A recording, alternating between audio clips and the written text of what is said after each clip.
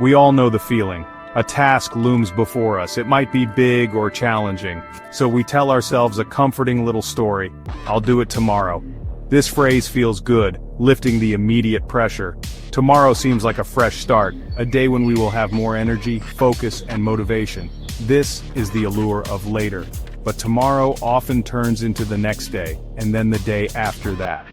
This single word, tomorrow, can become a cycle of good intentions that never translate into action. Each morning the promise renews, but so does the delay. The task remains undone, the goal stays out of reach. We find ourselves stuck in a pattern of putting things off, waiting for a perfect future moment that rarely arrives. This habit of delaying things has a cost: missed opportunities, dreams that remain just dreams, important projects gathering dust. The weight of these undone tasks can grow heavy, creating a background hum of anxiety. The tomorrow syndrome isn't just about postponing a task, it's about postponing our lives and letting our ambitions fade. Recognize this syndrome for what it is, a trap. It steals your present moment, trading the certainty of today's small actions for the uncertainty of tomorrow's grand plans. The truth is, the best time to start was often yesterday. The next best time is right now. Today holds the power for change and the opportunity for progress. We must learn to break free from the allure of tomorrow and embrace the power of today. Many people think procrastination is simply laziness or poor time management. If only it were that simple. The truth is often more complex. Procrastination is rarely about a lack of desire to work or being disorganized. It runs deeper, touching our emotions and connecting to our fears. We need to understand this to overcome it. Often, procrastination is an emotional response, a way our mind tries to protect us from uncomfortable feelings. It could be the fear of failure, success, or judgment. These fears can paralyze us into inaction. This struggle is incredibly common. You are not alone if you procrastinate. Many successful people have battled with it and found ways to manage it. Understanding that procrastination is not a unique personal failing is important. It helps to remove some of the shame and allows us to approach the problem with more compassion and effective strategies. Acknowledge the feeling when it arises and recognize that pull towards delay. But do not let it define you. Procrastination is a behavior, not an identity. Just because you have procrastinated in the past does not mean you are a procrastinator by nature.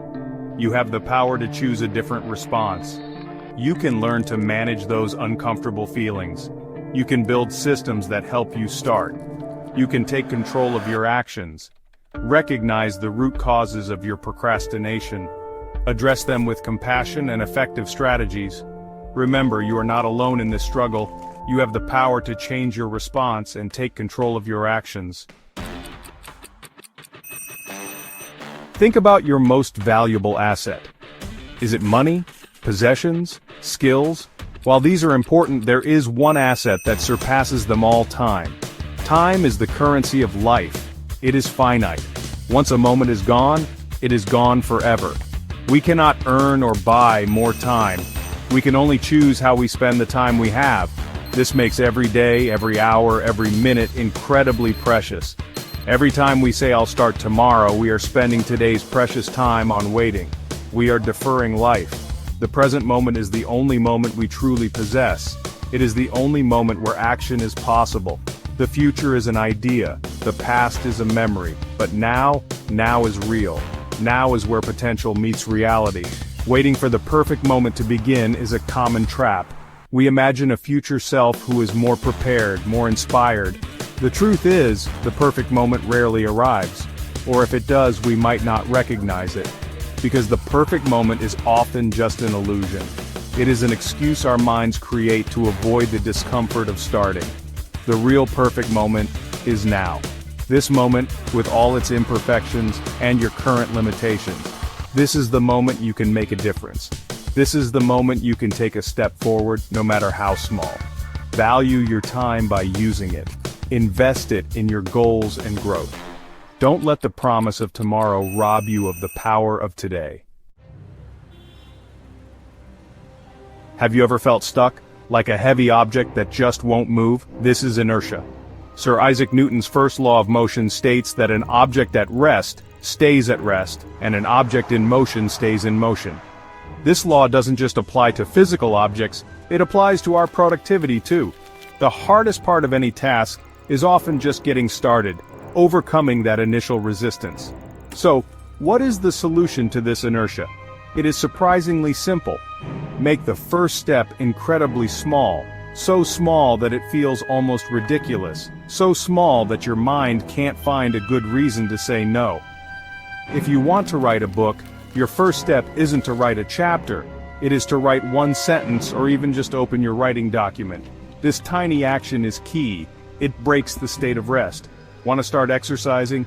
Don't commit to an hour-long workout. Just put on your workout clothes. That's it. That's the first step. Want to clean your messy room? Don't think about cleaning the whole thing. Just pick up one item off the floor. This approach is powerful. It lowers the barrier to entry so much that resistance fades. It makes starting easy, and easy things get done. This small initial action does something magical. It builds momentum.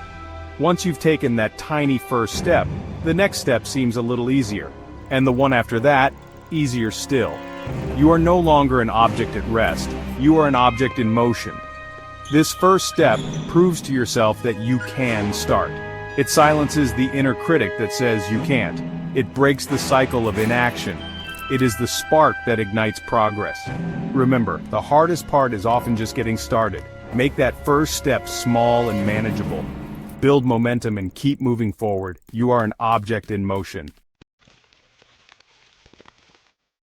Section 5. Clearing the path, eliminating distractions. Our modern world is a battlefield for our attention. Distractions are everywhere, cleverly designed to pull us away from what we intend to do. Your phone buzzes with notifications, social media feeds offer endless scrolling, emails pile up, demanding immediate responses. These distractions might seem small, but they add up, fragmenting our focus and derailing our efforts to get meaningful work done. The first step to conquering distractions is to identify them. What are your personal kryptonite distractions? Be honest with yourself. Is it the constant lure of your smartphone? Do you find yourself checking social media every few minutes? Are you easily pulled into email chains or news updates? Once you know what your common distractions are, you can start to build defenses against them. Awareness is the beginning of change. You cannot fight an enemy you do not see. Next, create an environment that supports focus. This means actively removing or reducing distractions. If your phone is a problem, put it in another room when you need to concentrate. Turn off notifications on your computer and phone. Set specific, dedicated times for checking email or social media, rather than letting them interrupt you constantly. A quiet workspace can also help. Minimize clutter. Let your environment signal to your brain that it is time to focus. A clear physical space often contributes to a clear mental space. Take control of your surroundings. Clear the path so you can move forward without unnecessary obstacles. Section 6. Focus on what matters. Prioritizing your tasks. Not all tasks are created equal. Some tasks are vital. They move you significantly closer to your goals and create real impact. Other tasks are trivial. They keep you busy, but don't contribute much to what truly matters. Learning to distinguish between the important and the merely urgent is a critical skill. It is the art of prioritization, ensuring your effort is well spent. A powerful way to prioritize is to identify your most important tasks, or MITs. At the start of each day or the evening before, ask yourself, what one or two tasks, if completed, would make today a success? What actions will have the biggest positive impact on my goals?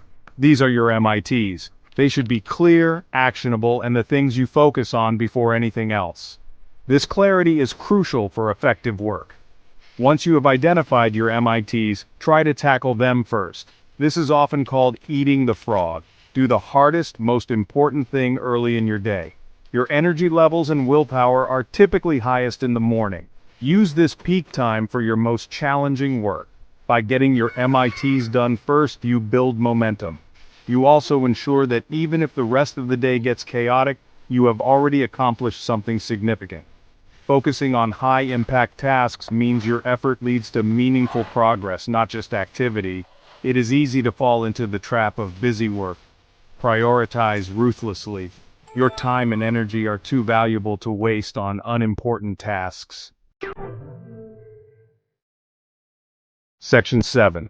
Purposeful action beyond busy work. It is very easy to be busy. Our days can be filled with meetings, emails, calls, and a flurry of activity. We can rush from one thing to the next and feel exhausted at the end of the day. But here's a critical question. Does being busy always mean being productive?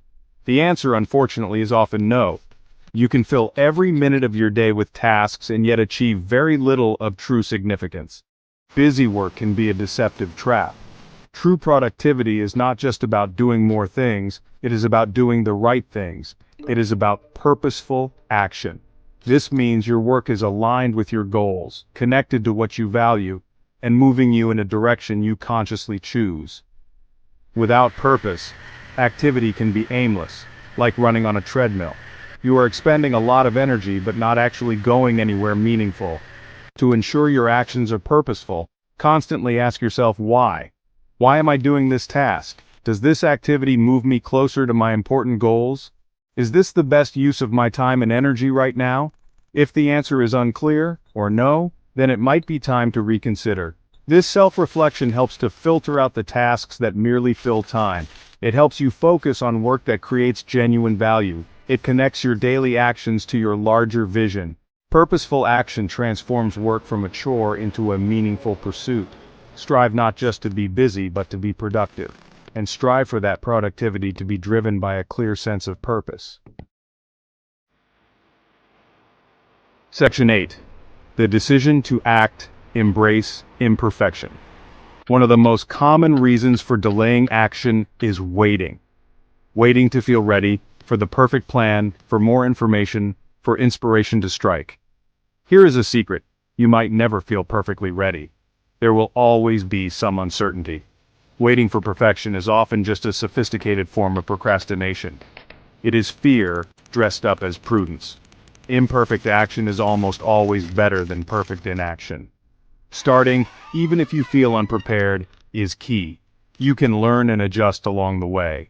The first version of anything is rarely perfect. Your first attempt at a new skill will be clumsy. Your first draft will need editing.